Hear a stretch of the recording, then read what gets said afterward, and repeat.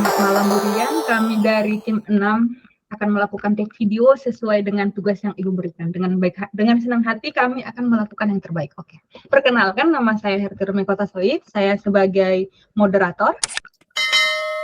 Saya dengan Bara, di sini saya berperan untuk ditanya-tanya para Bapak Ibu yang ganteng dan cantik CEO di project management ini. Oke, selanjutnya saya Alif Ramadhani Kafi. Di sini saya sebagai pewawancara. Halo, saya Normalita Sari, sama seperti Kak Alif, saya juga pewawancara. Terima kasih. Oke, karena kita diburu waktu untuk saat ini dan juga Mas Bara juga tidak sabar untuk menjawab semua pertanyaannya. Nah, pertanyaan pertama dapat diberikan oleh Bu Nurmalita, karena Bu Nurmalita juga udah nggak sabar memberikan pertanyaan terbaik. Oke, pertanyaan pertama dari saya, mungkin dari Mas Bara kan udah jadi PM nih lama. Pernah nggak sih nge-handle project yang udah deadline-nya tuh habis, tapi nggak selesai gitu? Nah, terus itu gimana tuh ngatasinnya? Oke, thank you Kak Nurma. Jadi case-nya saat ini adalah kita nge-handle project, tapi sudah mendekati deadline, bahkan sudah deadline, tapi project-nya belum selesai gitu ya.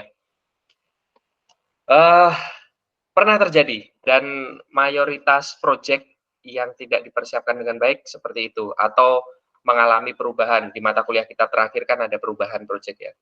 Jadi pada dasarnya, project yang tidak selesai itu karena adanya perubahan. Nah, di sini memang keringat dingin lah ya, keringat dingin kondisi seperti ini karena kita harus bertanggung jawab kepada customer juga project sponsor.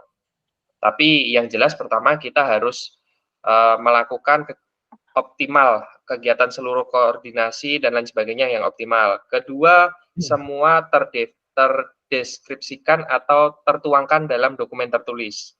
Isunya apa, semuanya harus detail tuh. Nah, setelah itu kita akan laporkan ke project sponsor dan juga customer. Nah, dari situ diketahui kan penyebabnya apa dan lain sebagainya. Nah, setelah diketahui penyebabnya apa dan lain sebagainya, sebagai PM kita juga harus bisa mencari atau memitigasi atas risiko yang telah muncul. Ini kondisinya telah muncul ya. Nah, di situ kita akan menyampaikan prioritasi, bisa beberapa model ya. Kita bisa stop atau go atau kita prioritasi. Tentunya kita akan melihat impact-nya dulu. Impact-nya akan seperti apa, harapannya seperti apa, deliverables-nya seperti apa. Nah, yang pertama kita lihat isunya seperti ini, Pak. Misalkan, oh ternyata kondisi kemarin COVID gitu ya, ternyata programmer kita COVID. Ya mau gimana lagi, itu adalah hal-hal yang di luar kendali kita gitu kan ya. Tapi kita bisa mensolusikan seperti, misalkan kita punya iterasi atau stream gitu ya, ada 5 modul. Nah, kita lihat apakah ini memang perlu kita tetap tentukan goal live-nya, misal goal live-nya di 1 Agustus gitu ya. Dengan 1 Agustus ini dari 5 modul itu atau 5 menu itu yang utama bisa digunakan 3 modul. Jadi kita bisa goal live-kan 3 modul utamanya untuk mengakomodir layanan-layanan kepada customer kita. Nah, selanjutnya yang 3 modul kita nego itu. Apakah kita bisa lakukan selanjutnya? Tentunya dengan konsekuensi yang ada ya. Yaitu dengan penambahan timeline, otomatis penambahan biaya dan lain sebagainya gitu ya. Tapi kalau di project seperti di project sendiri kalau independen gitu ya, nah itu bisa jadi kena penalti itu. Tapi intinya pertama kita harus mempersiapkan project itu dengan baik. Kedua, seharusnya itu sudah termitigasi. Ketiga, dari mitigasi itu bagaimana caranya kita memberikan solusi seperti tadi akan melive-kan secara iterasi. Keempat, kita menyampaikan impact-nya gitu ya. Nah, itu kondisi-kondisi kalau sudah deadline. Kurang lebih seperti itu, Kak Nurma. Oke, cukup dimengerti. Tapi Mas, tadi kan ada pertanyaannya yang kalau overtime itu kan jatuhnya overtime karena di jangka waktu tertentu kan udah dikasih waktu lah istilahnya udah schedule gitu. Nah, yes. Kalau itu nggak berjalan dengan baik gitu, semisal kayak di dalam si project tadi itu ada nggak kayak itu sih gara-gara lu jadinya telat gitu. Ada nggak saling nyalah-nyalahin ketika ngerjain project yang telat itu? Pada dasarnya itu manusiawi ya, pada dasarnya manusiawi. Tapi kita di dalam suatu project, nah ini peran PM yang penting di sini nih. Ketika awal itu PM itu mempunyai tanggung jawab dan harus memiliki skill itu untuk mengkoordinasikan agar menyamakan visi misi. Jadi seolah-olah kita di dalam suatu kapal atau di suatu kendaraan yang sama memiliki tanggung jawab responsibel yang sama. Ibarat kata badan gitu ya. Kepala ini jidat dicubit gitu ya. Yang rasa sakit ya akhirnya tangan juga berimpact gitu ya, kaget. Nah, di situ akhirnya bagaimana caranya ketika salah satu tim itu mengalami suatu perubahan atau satu fungsi ya mengalami perubahan, akhirnya merasa bertanggung jawab secara bersama. Itu harus skill yang harus dimiliki oleh PM.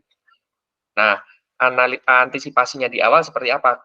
Pertama itu tadi memberikan visi misi. Yang kedua menyamakan visi misi ya. Yang kedua terus seorang PM itu harus memiliki memitigasi resiko ya. Akhirnya salah satunya adalah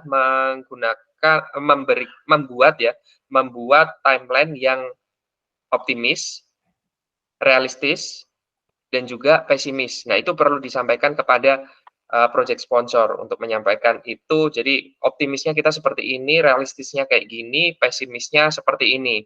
Jadi salah satu poin penting itu project sponsor termanage ekspektasinya. Oh, kondisinya ketika ada risiko seperti ini, ekspektasiku akan turun nih. Nah, itu untuk mengantisipasinya. Gitu, Kak Ika, kurang lebihnya. Wah, Mas, ini obrolannya menarik sih. Jadi ngomong-ngomong soal menyamakan visi misi tadi nih. Nah, kalau gimana ya, memaksimalkan itu kan pasti ada tim yang berbeda dari segi latar dan skill. Nah, cara memaksimalkan tim-timnya itu tadi gimana supaya juga bisa satu visi misi tadi. Yang kedua tadi kan ngomongin mitigasi. Nah, terus kalau ngomongin mitigasi, cara memitigasi atau menghadapi mitigasi resiko dan menghadapi tantangan ketika project itu memakai hal atau teknologi yang baru dan belum pernah dipakai di sebelumnya. Nah, cakep nih. Ini pertanyaannya challenging banget nih. Yang pertama terkait menyamakan visi misi ya, betul ya? Iya. Nah, visi misi ini betul sekali. Pada dasarnya setiap orang, kalau saya dulu jadul gitu ya, saya teringat lagunya Padi, semua tak sama gitu ya. Memang setiap orang itu memiliki latar belakang masing-masing. Tapi saya sendiri, saya pribadi ya personal, menganggap itu bukan suatu kelemahan, malah itu suatu kelebihan. Dengan perbedaan ini, kita dalam satu tim itu bisa saling melengkapi.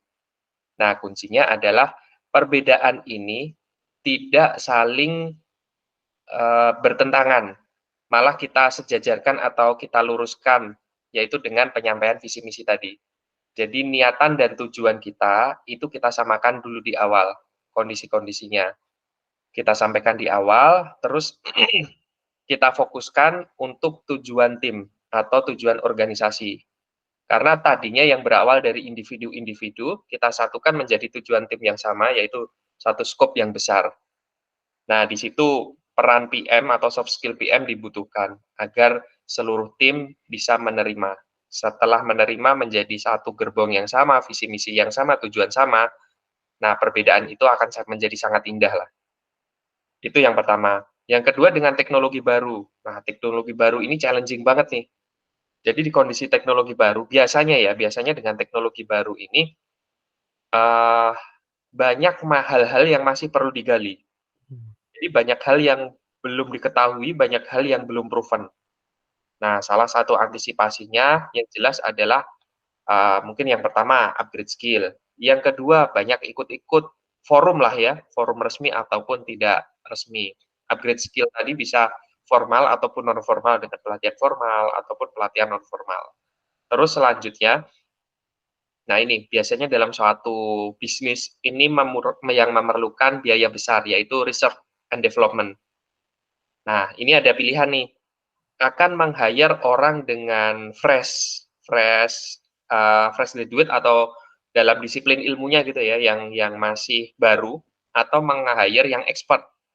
Karena teknologi baru, saya yakin expertnya belum begitu expert, tapi minimal menengah lah. Nah, ini akan menimbulkan konsekuensi yang berbeda. Kalau kita meng-hire yang baru, orang dengan disiplin ilmu baru, kita harus membuild orang itu, baik dari hard skill-nya, soft skill, dan lain sebagainya. Nah, itu butuh cost dan butuh waktu. Tapi kalau seandainya kita hire yang middle up, expertise-nya, akan lebih cepat tune-in-nya, tapi biasanya cost-nya lebih tinggi, karena dia sudah memiliki pengalaman.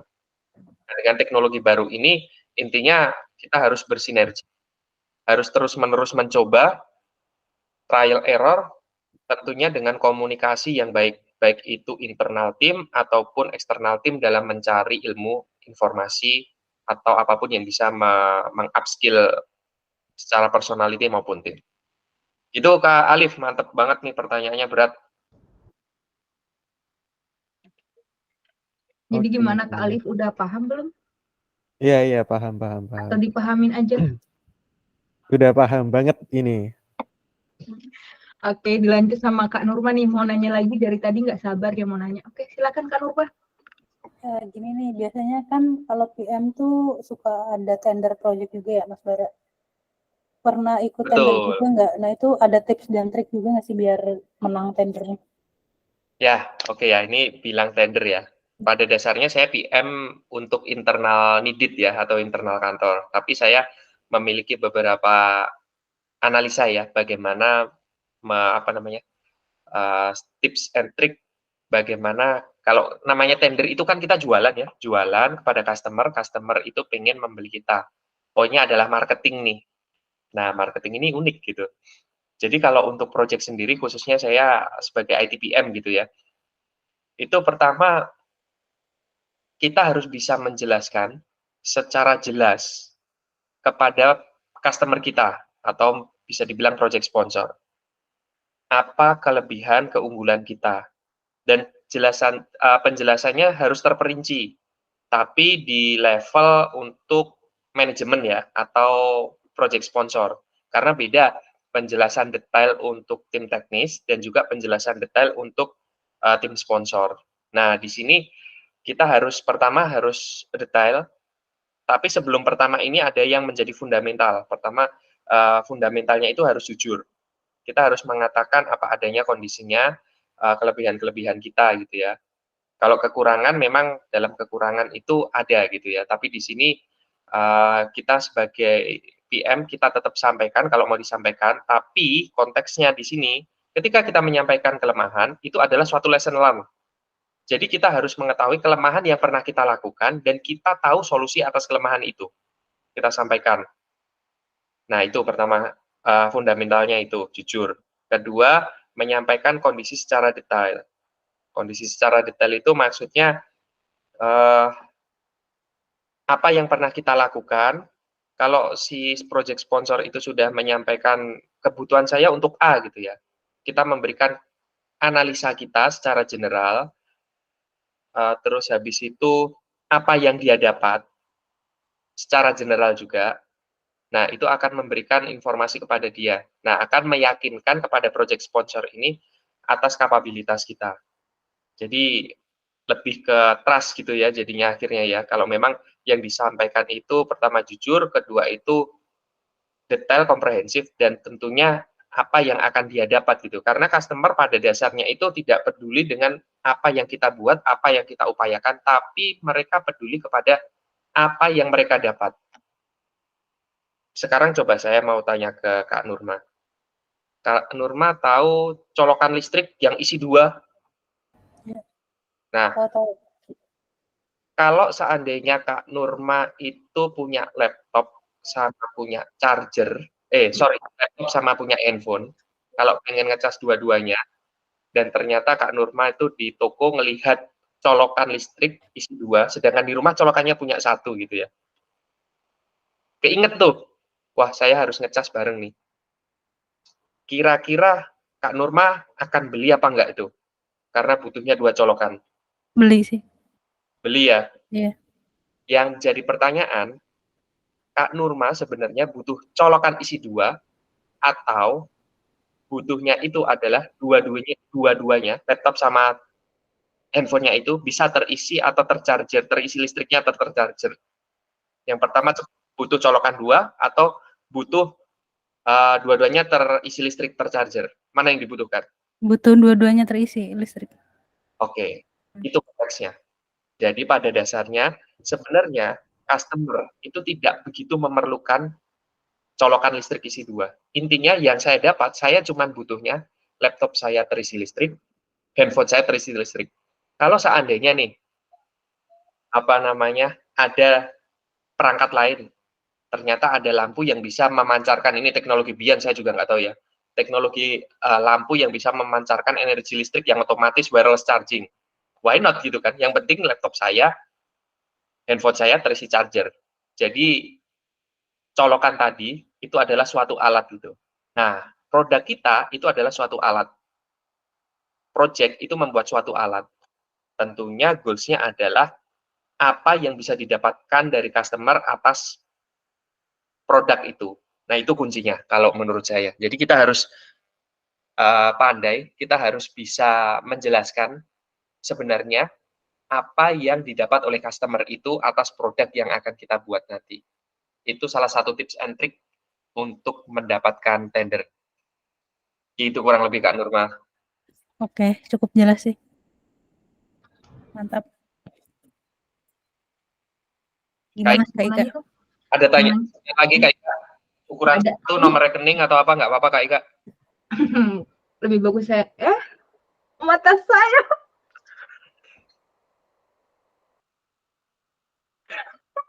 Iklan. Iklan dulu. Iklan yang bagus. Iklan dulu. Ada iklan. Nih, kan Kak Alif sama Kak Nurma tuh nanyanya yang berat-berat ya. Kalau itu yang gampang aja. Gimana rasanya jadi project manager? Dari awal project dimulai, pertengahan sampai akhir. Rasanya itu gimana? Jadi project manager, aduh, ini salah satu yang seru ini. Ini kalau boleh cerita gitu ya Kak Ika ya. Saya dulu itu historicalnya orang operation gitu ya. Ngurusin kabel jaringan, manjat ke plafon, ngurusin sound system gitu ya. Akhirnya swinging ke, wah itu, ngejebolin plafon pernah saya. Gara-gara pasang kabel UTP saya. Nah, terus swinging ke project manager. Pertama jadi project manager itu rasanya nikmat. Beruban saya langsung, yang tadinya suruh ngurusin kabel crimping RJ45 jadi ini beruban. Tapi ternyata di dalam seiring berjalannya waktu gitu ya, itu challenging yang seru gitu. Suatu hal, setiap langkah, setiap ada kegiatan itu selalu menantang dan membuat hati berdebar. Waduh, ini berdebar ini. Seperti baju saya merah membara, dan nama saya, Mas kan. Nggak ada habisnya gitu. Nah di situ ada suka dukanya. Suka dukanya intinya pusing lah. Pusing itu bisa diartikan suka, bisa diartikan duka juga gitu ya. Cuman enak-enaknya juga ada. Salah satunya adalah party. Kalau goals, aduh makan-makan. Enak itu. Tergantung klien sih biasanya. Makan-makannya biasanya bisa nasi goreng, sampai hotel bintang 5 juga pernah. Tergantung ini. Nah, itu enak di situ. Dan juga satu lagi enaknya, kita selalu bertemu dengan orang-orang baru, dengan karakter-karakter baru yang seperti disampaikan tadi, bahwa latar belakang setiap orang itu berbeda gitu ya. Dengan latar belakang itu yang berbeda itu kita bisa mengetahui banyak culture, banyak budaya, banyak kebiasaan yang wow, this is the big word gitu. Nggak cuman terpaku dalam satu pandangan aja. Jadi pada dasarnya kalau saya seru banget di situ dengan segala isi lika-likunya ya. Baik itu suka, duka, pusing langsung berubannya juga itu. Anda minat? Silahkan dicoba. Mungkin Kak Alif yang bakal mencoba nantinya. Semangat Kak Alif. Kak Alif masih termute sepertinya Kak Alif. Mute kayaknya. Nggak ada suaranya. Nggak mute sih, tapi nggak ada suaranya ya. Oh iya, suaranya belum masuk Kak Alif. Masih belum. Sepertinya Kak Alif mendapat kendala teknis ini. Mungkin dicek-cek. IT support-nya tolong. Wah, saya sudah pindah dari IT operation, mohon maaf ya. Apa yang salah Kak Alif? Oke, dilanjut pertanyaan dariku dulu kali ya. Masih belum Boleh kedengeran, Kak Nurma. Alif. Terdengar Kak Nurma. Oke, tadi kan disebutin kita tuh harus memimpin project yang sesuai kebutuhan user ya. Tapi gimana Yes. tuh kalau misalnya ternyata usernya tuh banyak mau gitu, gimana caranya ngatasin user yang banyak mau, yang scope-nya tuh udah melebar dari scope awal gitu. Itu gimana tuh cara ngeremnya? Wah, cakep nih. Ini banyak kejadian nih. Banyak kejadian dalam suatu project. Jadi di awal user itu memiliki kebutuhan, keinginan gitu ya. Sudah disepakati dan di tengah itu ini berkembang gitu ya. Itu kalau dari saya yang pertama, tentu hitam di atas putih itu sebagai acuan dan dasar. Kita tidak bisa memungkiri itu. Karena every time, every minute itu is valuable gitu ya. Sedikit perubahan itu bisa berimpact kepada hal yang lain, baik itu time, effort, money, dan lain sebagainya gitu ya. Nah, tapi tidak bisa dilepaskan juga bahwa customer is a king. Customer raja dalam kita. Mereka yang membayar kok gitu. Nah, kita harus pandai menyampaikan dengan kondisi yang baik. Apa sih kebutuhannya? Kita catat aja dulu semuanya. Kita catat. Kita analisa. Tahap pertama mencatat. Tahap kedua menganalisa. Tahap ketiga adalah memberikan informasi. Informasi, effort, dan impact-nya. Apa yang dibutuhkan seperti mungkin terdapat perpanjangan waktu, penambahan biaya, dan lain sebagainya gitu ya. Nah, dari situ kita berikan alternatif solusi. Seperti misalnya, oh ini tidak perlu dulu karena ini impact-nya tidak besar. Oh ini tidak mandatori dan lain sebagainya. Nanti kita bisa masukkan ke CR selanjutnya gitu ya. Tapi kalau ternyata yang disampaikan itu showstopper gitu ya, oh dengan ini ternyata pelayanan kita itu sangat timpang dan malah tidak bisa berjalan. Mau nggak mau itu harus diakomodir dengan segala konsekuensinya. Mungkin beberapa menu modul kita kesampingkan atau kita penuhi semua, tapi dengan melarnya waktu dan lain sebagainya, atau tetap waktu tapi resource-nya bertambah, money-nya. Nah, intinya dari PM itu adalah bisa menganalisa itu, memberikan alternatif solusi dan risiko serta impact-nya. Gitu aja sih Kak Nurma kalau dari pertambahan scope ya. Tapi itu beneran sering banget terjadi itu. Apalagi kalau kreatif lah ininya, customer-nya Iya, usernya. Paling kalau usernya yang nggak bisa ditolak tuh kan agak susah juga kalau petinggi-petingginya yang minta langsung. Itu dia. Tapi tetap kita berikan ini ya, kita berikan pengertian, impact, risiko, dan juga alternatif solusi. Even itu ke project sponsor atau misalkan dalam satu perusahaan, CEO atau owner dan lain sebagainya. Karena tetap pemegang atau pembuat kebijakan serta keputusan adalah di mereka gitu ya. Tapi minimal mereka mengetahui risiko dan impact-nya. Oke. Makasih Mas Bara. Nah, Mas mau tanya nih, ngomongin tadi soal CEO dan sebagainya itu kan sisi manajerial banget gitu ya, yang mengambil keputusan kan. Iya. Nah, kalau seumpama dalam sebuah project dari sisi manajerialnya itu apa ya, tidak sepakat gitu, tidak sepakat satu sama lain. Nah, ini cara PM mengatasinya itu bagaimana? Ini jadi customer-nya itu, jadi gini, dalam customer itu biasanya ada struktur hierarki ya. Pertama itu pasti ada project sponsor, itu lead of the lead. Lead of the lead. Nah, di bawah project sponsor itu biasanya ada tim operasionalnya. Nah, tim sponsor ini bertindak atau memiliki role sebagai strategic management. Dia yang memutuskan, dia memikirkan strategicalnya. Nah, di bawahnya ada yang operational management. Kadang memang di operational management ini ada perbedaan pendapat, perbedaan kebutuhan, visi misi, bahkan di tengah jalan di situ. Nah, kuncinya kalau seandainya tidak sepakat ada kebutuhan, nah ini kalau sudah terjadi gitu ya, kalau sudah terjadi, biasanya yang paling optimal kita akan melakukan workshop, kita kumpulkan semua stakeholder yang ada, stakeholder jadi PIC terkait, kita suruh sampaikan semua concern, isu, dan lain sebagainya kita sampaikan. Nah, tim inti termasuk PM khususnya itu akan menganalisa, men-capture semuanya lagi. Kita akan menganalisa dan kita sampaikan, ini loh kebutuhan keinginanmu, ternyata misalkan manajer A gitu, kebutuhan keinginanmu ini sangat berdampak kecil. Berdampaknya cuma kecil gitu. Tapi dia ngotot. Nah, kita kasih analisa, cost yang akan dikeluarkan sekian, waktu penambahannya sekian, tapi impact yang didapat, kayak materi kuliah yang kita kemarin, seperti ada ROI dan lain sebagainya, ROI yang akan didapat, uangnya kembalinya gitu ya, ujung-ujungnya kan bisnis ini. Duit baliknya itu cuman kecil, nggak berimpact gitu. Nah, di situ kita sampaikan. Tapi harapannya di situ juga ada project sponsor tuh. Project sponsor nanti kalau masih di middle management itu akan terjadi debat gitu ya.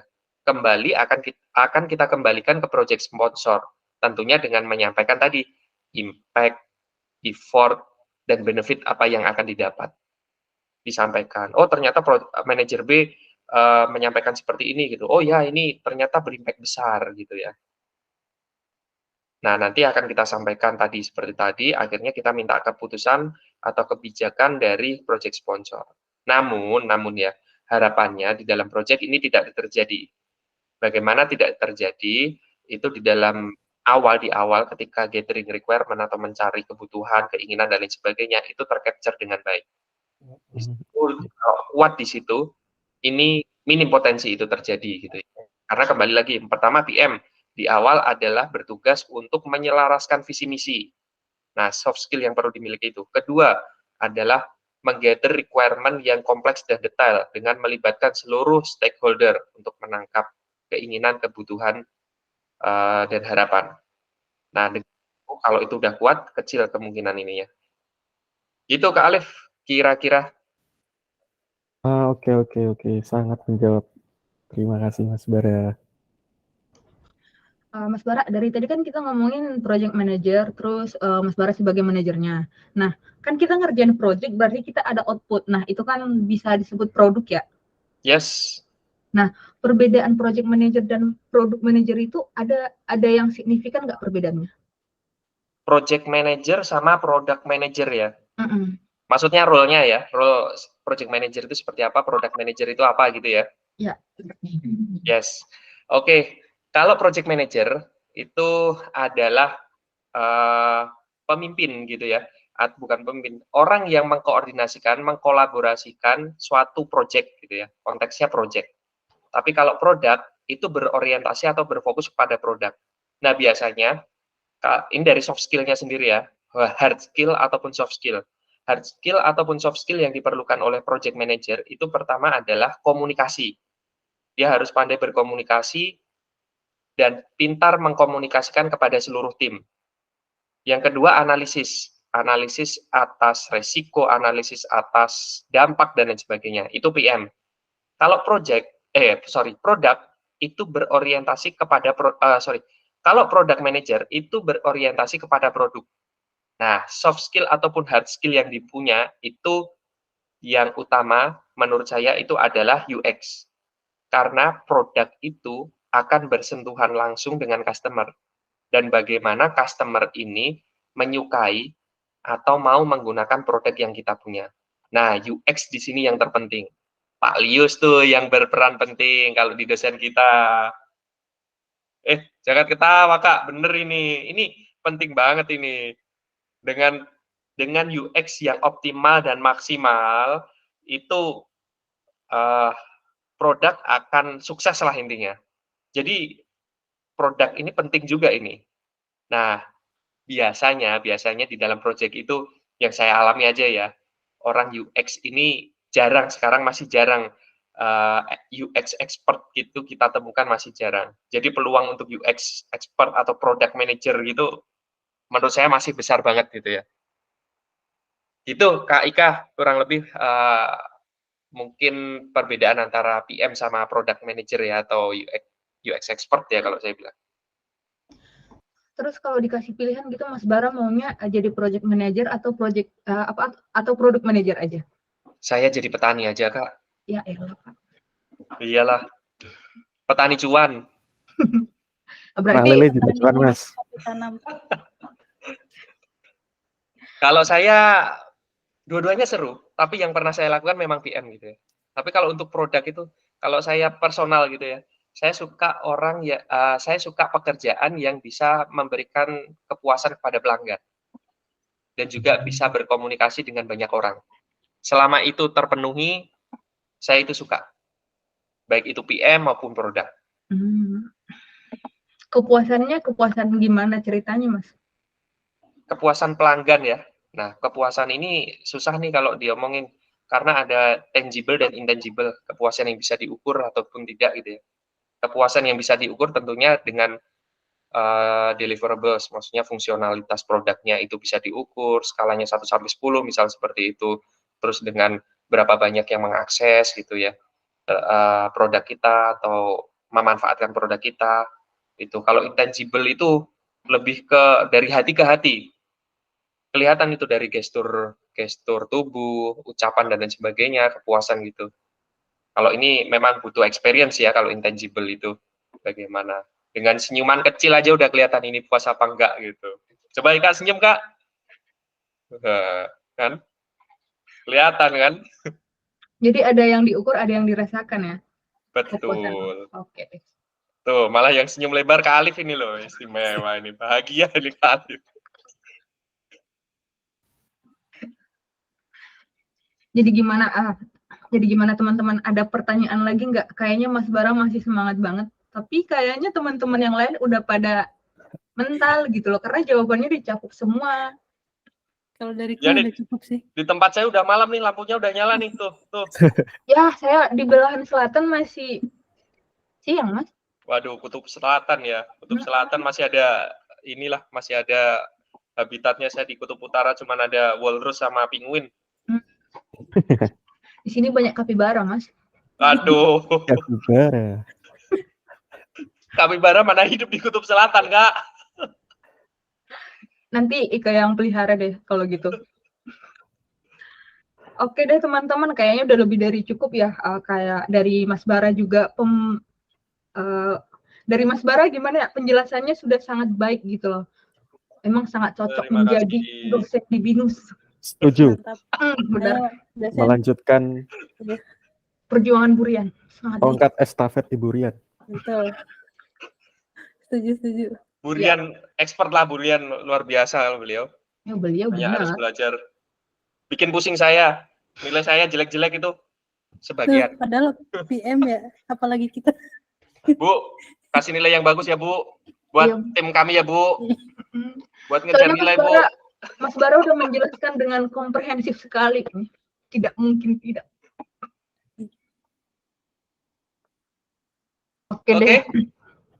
Oke deh, terima kasih Mas Bara sebagai project manager yang terbaik yang pernah saya kenal di perusahaan PT Rianos Tbk. Mantap Jaya.